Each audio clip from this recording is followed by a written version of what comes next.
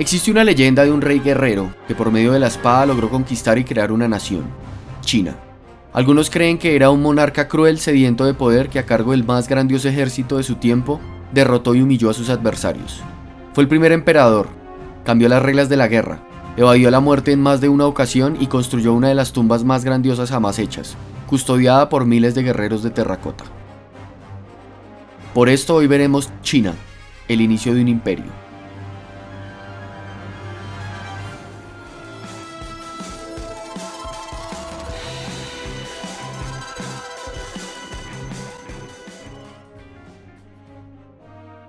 En el año 247 a.C. asciende al trono del reino de Qin Jin-Sen. Con tan solo 13 años de edad, se entera de la muerte de su padre, que solo duró 3 años en el trono. Es muy joven y hay personas que quieren el poder, empezando por su madre. Ella es amante de la mano derecha del difunto rey, el canciller Lu Bu-wei, y entre los dos se vuelven los regentes del reino. Pero algo sucederá que cambiaría la historia del reino y el futuro de China. Llega a las puertas del palacio un joven funcionario llamado Li Si. En sus escritos dejaba claro la ambición que lo motivaba, y esto le llamó la atención a Lu Bu-wei, quien le abrió las puertas y lo dejó entrevistarse con el joven rey. Consciente de las fortalezas del reino y la ventaja que tiene sobre sus vecinos, Li Si sabe que es el momento de tomar el control de todo el territorio e inspira con sus palabras al muchacho para que empiece la lucha. El territorio que hoy es China en ese momento se dividía en 7 reinos: Han, Zhao, Yan, Wei, Chu, Qi y Qin, llamados reinos combatientes, por sus guerras interminables. Motivados por las palabras de su mentor, el rey Jin-Sen de Qin empieza a librar batallas con la firme convicción de lograr la unificación de China a costa de todo. Empieza ganando batallas y tomando decisiones crueles. En la guerra contra Zhao, desobedece las leyes de la guerra de sus antepasados y no da cuartel a 10.000 prisioneros, a los cuales ejecuta. Gracias a su ejército mucho mejor entrenado, su infantería ligera que lideraba los ataques, una infantería pesada en la segunda oleada, apoyados por carros de batalla y una caballería ligera. Sumado a todo esto, una lluvia de flechas que diezmaban a los ejércitos desde el principio con las ballestas. Eran una máquina de guerra imparable. Además, en los restos encontrados, se pueden ver que la tecnología que tenían sus armas de bronce eran las más adelantadas del mundo en esa época. Espadas más largas, alabardas fuertes y resistentes, le daban una ventaja decisiva contra sus oponentes. En 7 años logra conquistar 13 ciudades del estado de Han y otras 20 ciudades de otros estados, además aplastando ejércitos unidos de los distintos reinos. Aunque lograba grandes victorias, su amenaza más grande se encontraba en su propia corte. Su madre había encontrado un nuevo amante, el marqués Lao Ai. Con este había tenido 2 hijos en secreto. Conspiraban para derrocar a Jin y poner a alguno de sus hijos en el trono. El marqués y sus hombres buscaban atacar el palacio cuando más indefenso estaba. Pero el rey es más astuto, ya sabía de la existencia de sus hermanos y de la traición, así que emboscan a los atacantes y capturan a Lao Ai. El canciller Lu Bu-wei es culpado por no proteger a su rey, y al ser condenado a muerte, la madre del monarca aboga por su antiguo amante y le confiesa que él es su verdadero padre, y decide perdonarlo aunque lo aleja de la corte, donde poco tiempo después se quita la vida. Esta parte de la historia puede ser una manipulación de historiadores para poner en duda el linaje del futuro emperador, pero lo que sí es más factible es que el monarca ejecutó al marqués, quien había conspirado en contra suya, y a sus hijos, que al ser hermanos de Jin suponían una amenaza a su poder, ya que podían ser títeres de caudillos guerreros que quisieran fragmentar el reino. Para el año 227 antes de la era común, Han, Wei y Zhao ya hacían parte de Qin, y el siguiente en la mira es el reino de Yan. El rey Qi de este reino, al ver que no podía hacerle frente a esta máquina de guerra imparable, decide enviar mensajeros con regalos para persuadir al monarca, pero esta era una trampa.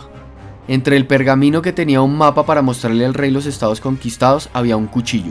Después del intento de derrocamiento del marqués, Jin se había vuelto renuente a que alguien llevara armas en su presencia, tan solo él las portaba en su corte.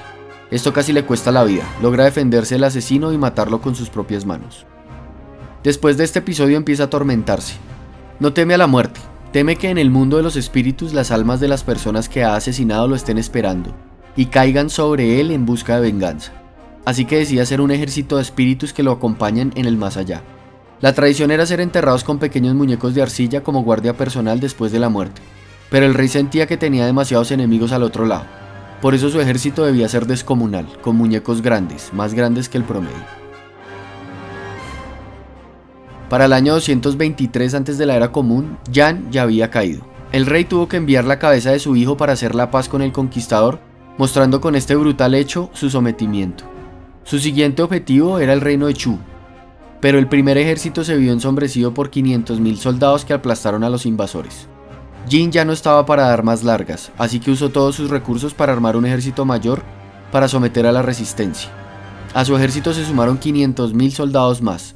Los ejércitos de Chu buscaban replegarse a sus posiciones más fáciles de defender, pero no contaban con la movilidad del nuevo ejército que los sacaba en retirada con sus ballestas y su caballería. El único ejército capaz de detener a Jin Yen es aplastado. El último reino independiente, Qi, se rindió sin oponer resistencia. En el 221 antes de la era común, Qin ya es China. A los 34 años, Jin Yen es coronado con un velo de estrellas que simboliza la divinidad del primer emperador de China. La tradición dicta que los familiares del nuevo emperador se repartirán los territorios conquistados, pero Li Si, el que guió a Jin y ahora es el ministro de guerra, sabe que esto generará nuevos puntos de poder y con el tiempo volverían las guerras. Entonces envían 6 gobernadores con la intención de gobernar en nombre del imperio los nuevos territorios conquistados, y estos territorios también tendrían 6 funcionarios que gobernaban en divisiones más pequeñas. Se implanta una nueva forma de gobierno creado por Li Si, el legalismo, una filosofía totalitaria que dictaba leyes que regulaban todos los aspectos de la vida, incluso la privada. La ley es absoluta y los castigos por desobediencia brutales, pero trae la paz al reino. Millones de soldados del ejército imperial son desmovilizados y se utilizan en una nueva empresa: la construcción de un muro que pretende proteger el imperio de futuras invasiones de las tribus nómadas del norte. La obra de ingeniería más colosal del mundo antiguo, la Gran Muralla China de 9 metros de altura y 5.000 kilómetros, será la encargada de proteger los límites del imperio, a costa de 1 millón de personas esclavizadas y un cuarto de ellos muertos en la construcción. Con el dominio controlado de su imperio ya podía terminar su mausoleo, el último aposento de sus restos mortales, y si la muralla era apoteósica, su tumba no carecía de magnificencia. 2,13 kilómetros cuadrados de superficie, con formas de pirámide truncada y una bóveda que contiene, según los escritos, un mapa de su imperio, rodeado por ríos de mercurio, y una bóveda cubierta de piedras preciosas simulando el cielo nocturno. Todo esto permanece bajo tierra, ya que no se quiere perturbar el sueño del emperador, pero sus guerreros de terracota se han sido desenterrados, alrededor de 7.000 figuras que representan su ejército, cada una hecha distinta de la otra. El emperador, en búsqueda de la inmortalidad, empieza a consumir altas dosis de mercurio que empiezan a debilitar su mente y su cuerpo. Muere en el 210 antes de la era común, dejando un imperio golpeado económicamente por sus obras gigantescas que desangraron las arcas y llevaron a la hambruna sin mano de obra que cultive el campo. En su camino al más allá se llevó un centenar de personas entre concubinas e ingenieros que construyeron el mausoleo y eran los únicos que sabían de la entrada a la bóveda. Aunque después de su muerte habrían unos años de lucha por el poder, el legado de su imperio duraría 2000 años y la civilización china perduraría hasta hoy.